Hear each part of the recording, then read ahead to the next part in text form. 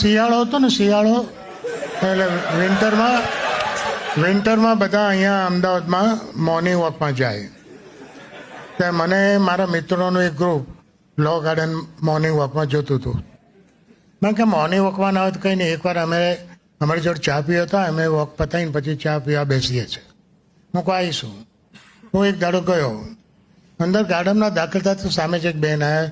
She was very fit and fine, very healthy. એટલે મને તો લાવું એપ્રિશિએટ કરીએ. મેં એપ્રિશિએટ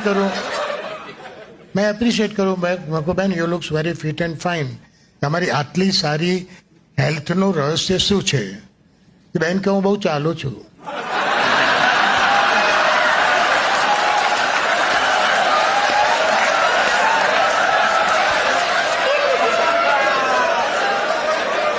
એટલે હું હલવાયો. મેં કોઈ ઊભા રહેવું કે જવું?